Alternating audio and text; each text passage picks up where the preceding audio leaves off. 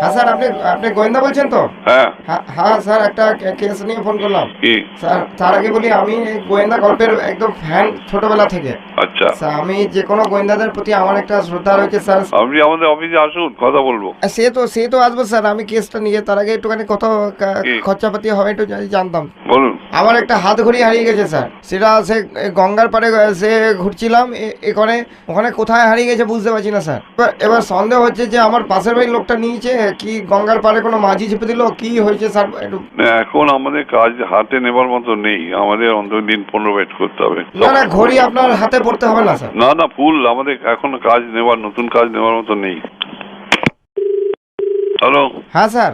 এখন আমরা নতুন কাজ হাতে নিতে পারবো না 15 দিনের আগে। স্যার 15 দিন পরে কোথায় যোগাযোগ করবো স্যার?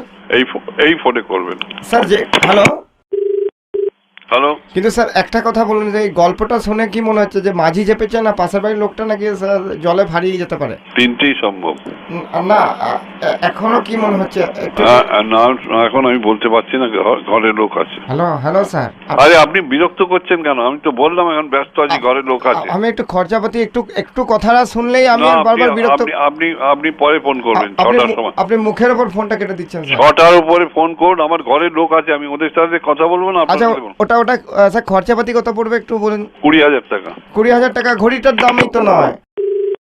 হ্যালো। হ্যাঁ স্যার, বলছি 20,000 টাকা কি ঘড়িটা পেলে তবে দেবো, নাকি আপনি না পেলেও আপনাকে দিতে হবে? আচ্ছা মাতিউল শুনুন, আমি এখন কোনো কাজ নিতে পারবো না। আচ্ছা যদি ঘড়িটা ভাঙা অবস্থাতে উদ্ধার করেন তাও কি হবে? আপনি একটা কথা বুঝছেন না কেন? আমার সামনে ক্লায়েন্ট বসে আছে, লোক বসে আছে, তাদের সাথে কথা বলছি, ওরা অ্যাপয়েন্টমেন্ট করে এসছে। সে তো আমিও ক্লায়েন্ট স্যার। আপনি ক্লায়েন্ট হলে কি হবে? আমি ওদের সাথে কথা বলুন, আপনার সাথে বলবো? বলুন। গ্রামের মানুষ বলে এরকম বলছেন না? না গ্রামের মানুষটা আমি ভালোবাসি, ওদের সাথে বলবো, ওরা অ্যাপয়েন্টমেন্ট করে এসছে, দুজন ভদ্রমহিলা, তাদের সাথে কথা বলছি। সব গ্রামের মানুষ ভালো হয় না স্যার, আমার পাশে বাড়ির লোকটা ভালো না স্যার। আপনি কয়েকদিন পরে ফোন করুন। স্যার আপনি কি ফেলুদার মতো নাকি ব্যোমকেশ স্যার? কারোর মতোই করি না, আমি আমার মতো করি।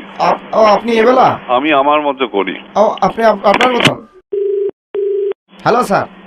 আপনি আমাকে আর ফোন করবেন না, এখন মানা করে দিলাম। আপনি সোম মঙ্গলবার করবেন। স্যার ক্ষমা করে দিন, আমি আপনার পায়ে পড়ছি স্যার। সোম মঙ্গলবার করবেন, আমি এখন কথা বলতে পারছি না ভাই। স্যার ওটা আমার বাবার বিয়ের ঘড়ি ছিল স্যার। সোম মঙ্গলবার ফোন করুন না, বলছি তো। খুব দরকারি স্যার। সোম মঙ্গলবার ফোন করুন স্যার। এইটার ব্যাপারে একটু দেখুন স্যার। আচ্ছা দেখবো। হ্যালো। হ্যাঁ ডিটেকটিভ দা, মফিজুল বলছিলাম। হ্যাঁ বলছি, আপনি গোয়েন্দা তো? না। কি করে? হ্যালো। হ্যাঁ তোপসে বলছেন? না উনি বেরিয়ে গেছে। হ্যালো। হ্যাঁ হ্যালো। হ্যাঁ বলছি উনি ডিটেকটিভ তো? হ্যাঁ বেরিয়ে গেছে। বলছি তাহলে উনি ধরতে পারলেন না কেন যে আমি ইয়ার্কি মারছি?